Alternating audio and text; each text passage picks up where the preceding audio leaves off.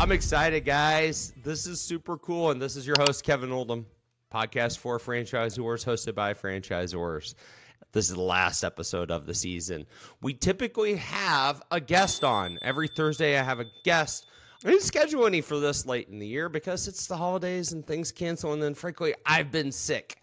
I've been sick a lot. I've got a guest that I've had to reschedule a couple of times. I feel terribly bad for her, but the reality is, I'm recording this when I can and not when I should have. So this is the end of the year wrap up, and this is where I'm going to give a very quick reflection on some of the cool things that we've done, some of the things that I learned throughout this process, and the things I think we can do better as we move forward. So the things that we learned, number one, is that if you provide a platform and the messaging is correct, you can attract high caliber guests. And that's really what we discovered with this show. I think the simplicity of the name, Franchise My Business, people knew what it was, and we were fearless with our invites, and we got almost every single guest that we wanted, particularly in the month of January. And here was the scary thing. In January, we sent out 200 invitations.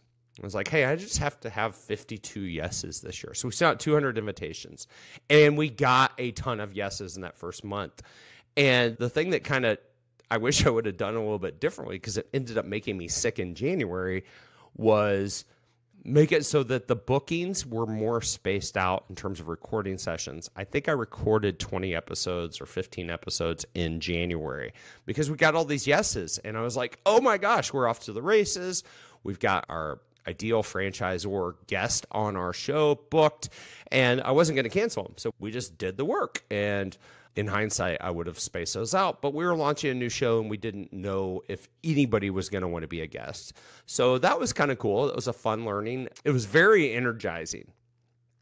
I was frankly blown away. So if you're one of those people that said yes in that first 30 days to being a guest on our show, thank you. That was important to me. It was important to my team, and it was really cool. So that was awesome. Another key learning I had, so I'm recording this in our main office now, where I share an office with other employees, and I used to have a dedicated studio, and that dedicated studio definitely gave me the discipline, the space, and created the behavior so that I could just walk in and record, right? And that was super, super helpful, particularly as I was gaining confidence with the show and things like that. Now, I could go record this show in a crowded food court. I mean, yeah, the noise around us would be annoying for you guys, but for me, it's second nature. By doing this over 100 times this year, it's been pretty easy for me just to sit down and hit record. But I needed that studio to focus myself earlier for privacy and all of these things. It was just a necessary thing. And then one day we looked up and I'm like, actually, it's not necessary. It's not a necessary expense. I kind of feel like I'm isolated from everybody. And so we decided to move it to our main office, and it works awesome. So the key learning there was do whatever you need to do to get started, and then don't necessarily lock yourself into that if it's not the best long-term fit, because we were paying additional rent for that space. I had to have 2 different Google Fiber bills because the signal didn't reach long enough. And then the truth was I was only using the office like an hour or 2 a month towards the end. So it just didn't make a ton of sense for us, but it did back in January. Other things are, my friend Matt DeCourcy, who just retired from his company Full Scale, he sold to his business partner. So congratulations. He mentored me on this podcast before we hit record back in November, because they've got like 4 million downloads and 1,000 episodes. They're way further ahead of us. And he said to be fearless with our invitations. And so that's what we were this year. We were fearless with our invitations. If I saw somebody I wanted as a guest, we invited them. And chances are we were fortunate enough to have them as a guest on our show. So that was also super, super, super cool. I think the thing that was a little bit more challenging for me to is the lack of a feedback mechanism. When you podcast, you're putting content out there, and sure, you can get comments and you can get reviews, but when you're a small show like ours, reality is we're just a blip on the radar compared to other podcasts out there. It's probably like being any other content creator. It can feel like you're doing things in a vacuum.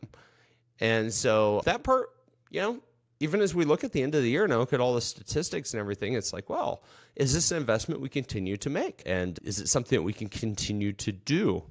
And, I lean towards yes. But even as we sit here with the last episode of the year, I'm not 100% sure. We're calling it a season. And I'm going to take probably January off from recording and see what happens. And so we'll kind of see what happens, right? Maybe we'll keep going, maybe we won't. But the lack of a feedback loop makes it a little bit more challenging. The subscribers and, reviews and things like that are great.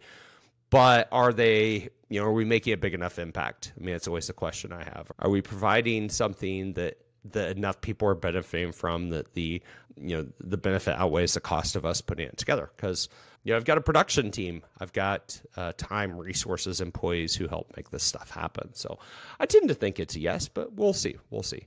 Other things that I think were really cool about this was how many of the guests I've created a friendship with.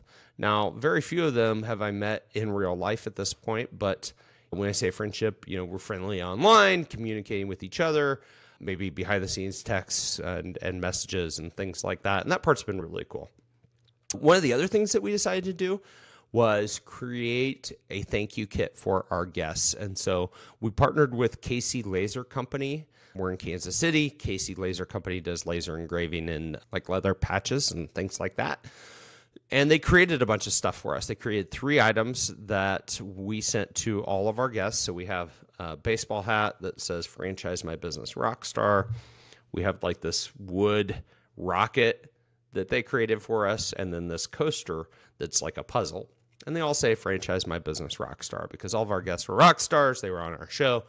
And we wanted to send something that was actually made in our community of Lee Summit, Missouri, a suburb of Kansas City. And so that was really fun. It was fun buying all the kits, buying all the materials, doing all the, I still remember coming in and creating the first 10 boxes and sending these kits out on like a Sunday because our show had taken off. And I'm like, holy crap, we've got to, figure out a process to fulfill our kits and get all these kits out. And that process was really cool. There was one gentleman, Jay, that we sent 3 kits to, I think. And finally, he was nice enough to let me know that we had sent 3 kits to him. So we had some logistical things and things like that. But it was a lot of fun. It was a heck of a lot of fun. The solo episodes, and you guys would think this was maybe funny, maybe not. So back when we had, a separate studio, it was in our same building, the same building I'm sitting in now, but we physically had to walk out our front door, walk around the corner, down like half a block, and then walk in a separate entrance. It has a totally different address. It was a suite of office suites for professionals. So on Monday mornings or whenever, if I needed to record something, I literally would just randomly hop up, walk around the corner, sit down, think for about 3 to 10 seconds about what I was going to talk about, and then hit record. I mean, there was almost no preparation. Complete opposite when it came to my guests. So the guests, if you were a guest, we ask a ton of questions to get on our show. And we want to see you actually do the work. And furthermore, that helps me do research ahead of time because one of the things that I decided I was going to do was a live intro and a live outro on every single show. And we did that. And in order to do that, I had to know about my guests. I had to be educated. And so we asked them a lot of questions. And, those questions were awesome and it would allow me to go online and do more research. And so I always had up their website. I was always very dialed into our guests, the messages. And for me, that was a heck of a lot of fun to learn a lot about these businesses.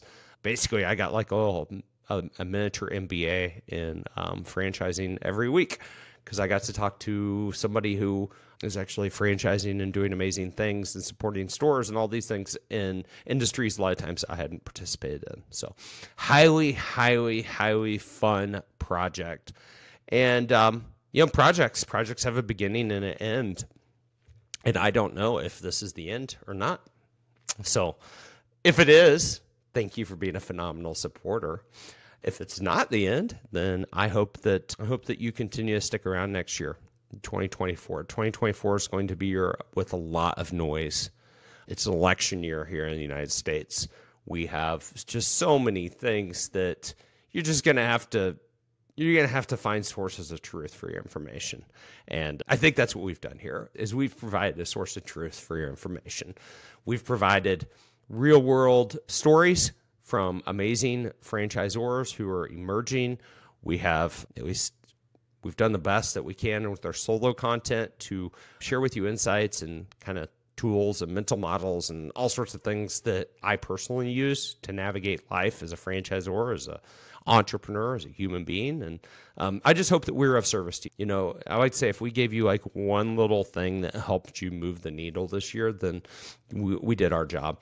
Or if we helped one person discover a franchise that maybe that was an opportunity that they wanted to invest in, we've done our job. If you're a franchisor or somebody who's thinking about franchising and we've provided you with anything that helped save time or money, we've done our job.